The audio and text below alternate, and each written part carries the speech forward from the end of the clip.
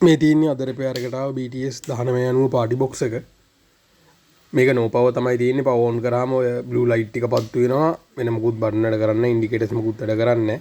තුල ගලවලා බැලුවා මේ විදිහට තමයි වෙලා තියෙන්නේ. මේක ඇතුළට යටපැත්තෙන් කොහම හරි මීයක් ඇතුළට ගිහිල්ලා යට ඔක්කොම කාලා උඩ ප්ලාස්ටික් ෆ්‍රේම් එකත් කාලා උඩට ඇවිල්ලා වයර් ඔක්කොමත් කාලා මේකේ. කනෙක්ෂන් ලයින් මොකුත්ම නැහැ. ඩිස්ප්ලේ ලයින් නැහැ.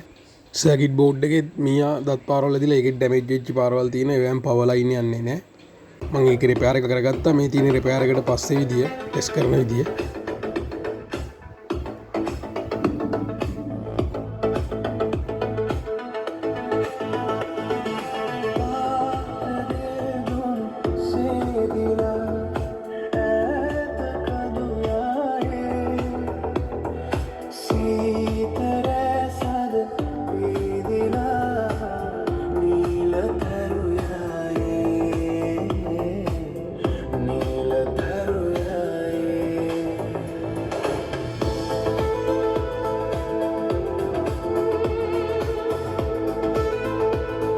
මම දැන් මේකේ ෆ්‍රේම් එක තිබ්බා වගේම සෙට් කරගන්නවා. අනේක්වත් පේන්නේ නැති විදිහට මේ විදිහට ඔරිජිනල් ආපු විදිහට මේකේ මේ කවර් ටිකක් දාලා මම වහගන්නවා. ඒතකොට කස්ටමර්ට මේක ගැලෙව්වද කියලාවත් හොයාගන්න බෑ මේ විදිහට හරියටම ෆිට කරාම.